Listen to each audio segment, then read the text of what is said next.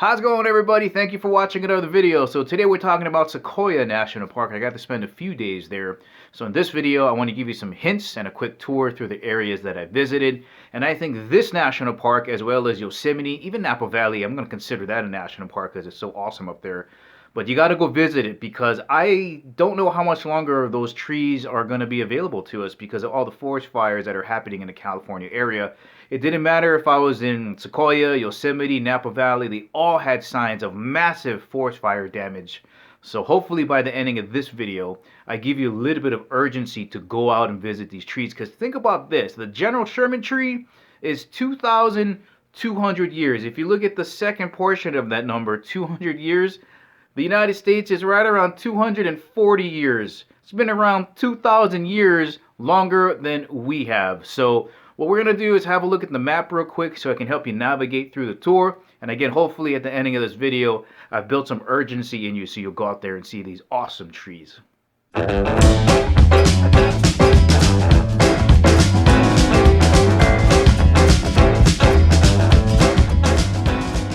Alright, let's start off with the map of Sequoia National Park. Now, if you want to skip ahead, I got chapters if you want to just go onto the tour, but I think it's absolutely necessary to know what you're getting yourself into when going into Sequoia. So, Sequoia National Park really is just this section right in here. The section up here is Kings Canyon. The highway that connects is called the General's Highway. It literally runs from Three Rivers all the way through the park and then up through here. Here's the border between Sequoia National Park and Kings Canyon. Then it goes on into Kings Canyon itself. But that's what the overall map looks like. Now we are zoomed in to the meat of Sequoia National Park, which is right in this area. Now I stayed right over here in a town called Three Rivers. Really good internet connectivity. There's shops and gas stations all along this area right here.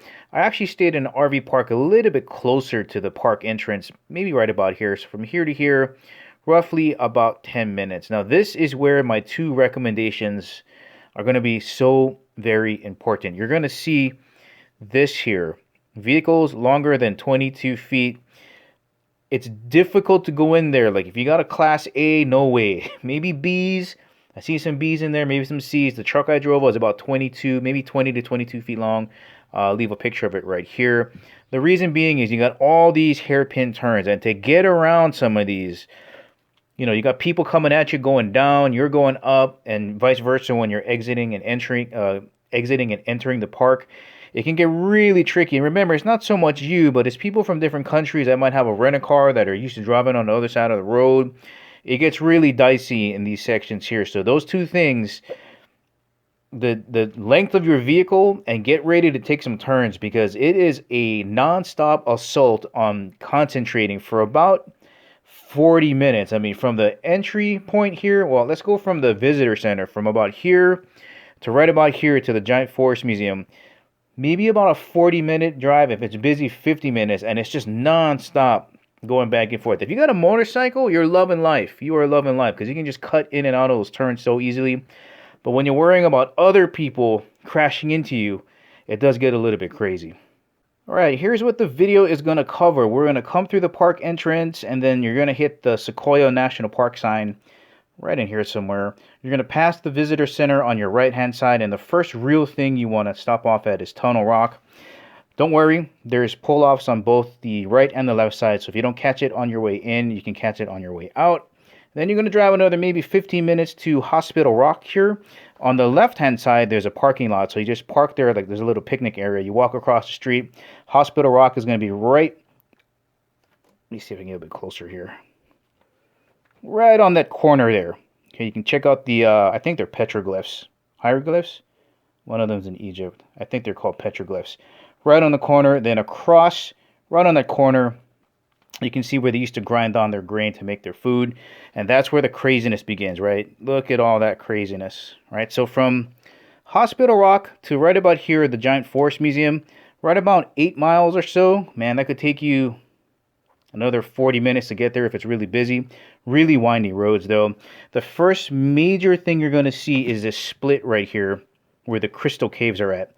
This gate was closed for me because it was a little bit early in the season. It was still icy, so it was closed. But if you want to get into the Crystal Caves again, look at those turns.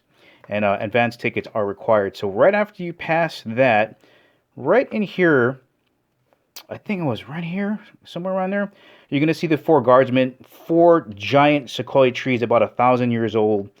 And you know, when you think about the General Sherman Tree, that guy's 2,200 years old, so just like teenagers compared to him. But anyway, you're going to see him, and then once you hit the Giant Forest Museum, this is a critical spot right here.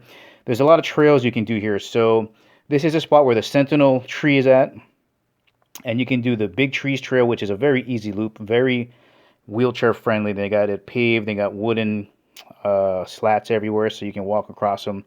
And then there's also this trail here that you can drive down that will get you to Moro Rock, and as well as Crescent Meadow. Now all of this was blocked off for me because that was under construction, so we ended up just doing the Big Trees Trail. But this entire section right here is known as the Giant Forest Grove. You can still get to it from the General Sherman Tree Trail. You can hike down, but again, it's good to look at maps. We did the Congress Trail, which is just a loop right about that big. And it took us like maybe 3 hours stopping, taking pictures, and just sucking in the air. So you can imagine how long that might take you.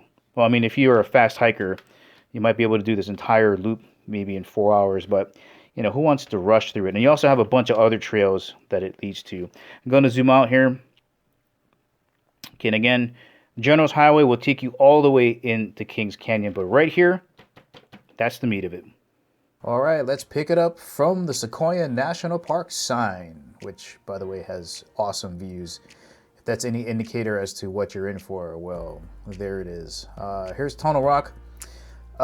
Just a quick thing about the drive again. I probably wouldn't want to do that drive maybe more than twice. It's just really taxing. So if you want to spend more time, there's a really good look at the hieroglyphs. Petroglyphs? I think they're called petroglyphs.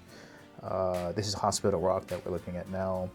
And here's kind of the area where kind of like a kitchen. They would kind of just grind their grains down in those holes, from what I understand. Yeah, if you can stay in the park, then you're fine. You avoid having to do that zigzag drive. But twice, oh, there you go. There you go. Those are the guardsmen there, the four guardsmen, 1,000 years old. If you do it maybe 2 days and you got to do that drive twice, no problem. But if you got to do it more than that, it gets really irritating. It gets really draining too. So if you can and you want to stay like a week or longer, I would stay in the park. Just look how huge these trees are. That's the reason I'm kind of dancing around there, just to give you a kind of a feeling of how big it is. There's a car going in between them. Just massive. Once you hit these guys, you know you are in the big trees. We like to just go straight to the man, straight to the Sherman Trail to see the big man and stuff. That's how big his base is. Look at that. 2,200 years old. I think they said it was like 16 stories. Just a massive tree. Here's kind of a quick lifespan of how a tree grows. It goes to a spire top, and then once it gets a little bit bigger, it loses its point, and it just kind of flattens out at the top. Here's a look at what a trunk might look like. Now, all these little ridges in here, those black ridges are fires. So these trees can heal themselves, and that's why those cracks don't go all the way through. Here's a really good example. The tree on the left has a big fire scar. The one on the right has healed itself. So we know the one on the left has recently had a fire in it. So here's a quick picture of it. You can see on the left there, the hole has closed down. I should have took a better picture or video of the tree on the left. Now once you're done checking out the General Sherman Tree, you can hit the Congress Trail. Very easy trail, not too hilly. You see a lot of fallen trees. Maybe the soil got too wet and it tipped over. Having a look at the roots is really creepy to see. For the size of the tree, they don't go very deep underground. Here I've selected to go with trees with interesting scar marks. Look at the size. That right there is probably maybe about 40 feet. That's how big that scar mark is, about 40 feet. Just giant. Huge. Here's another one. Now, I'm showing you this because there is a hole in this tree. And if you were on the other side, these trees are so big that you can't see to the other side. So you really got to walk around the base of these trunks. Next up is the presidential tree on the trail. That's what that was. Yeah. Then you got this is the Senate group of trees. Then of course past there, after you walk through this fallen tree, kind of creepy looking inside one of these after the fire kind of holds it out. Oh, right before the house are these two trees that look like they've either split or they were together. It's hard to tell with a lot of these. So here's the house. Then you hit the McKinley tree, which is a giant tree onto itself. Now here's a look. So there's a kid standing up on these roots way at the top there. That's how big that tree is. Just looks like a nightmare of these roots. Look how big this tree is. It is massive. They cut a hole right through this one here so you can walk through it. Looks like Conchu there at the top if you guys are watching Moon Knight. And again, just another reference point. Look how small those people are walking next to these trees. Alright guys, we're here at Sequoia National Park, and I'm not an expert in sequoias, but you probably start off with something like that. Then it goes to something like that. And then that ends up to something like...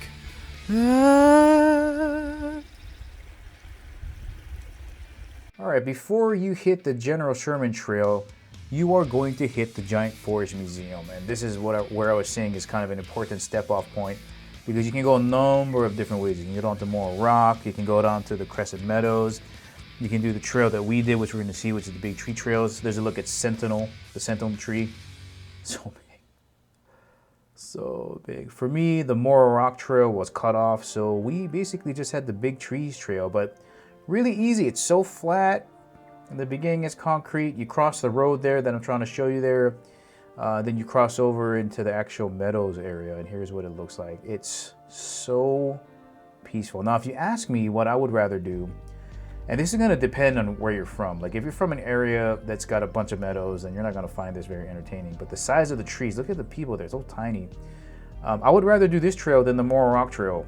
You know, some people are really impressed with the view from Moro Rock, but if you're going to make me walk 400 stairs up, and it's just a nice view, that's not going to impress me any, because, you know, I'm originally from Hawaii. I've seen its outstanding views, but if you're from an area that's relatively flat and you haven't seen those types of views, then maybe you want to walk the 400 stairs. But for me, this trail, I learned more on this trail than I did throughout the entire park. It was just the best hike ever.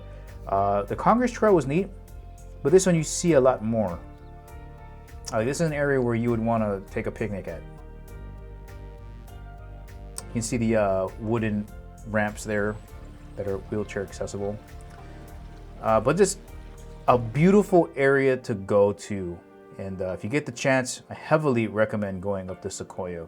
Well, alright guys, I hope you enjoyed that quick look at Sequoia National Park. I hope that's giving you some inspiration to go out and visit it. Thank you for watching. I'll catch you in the next video.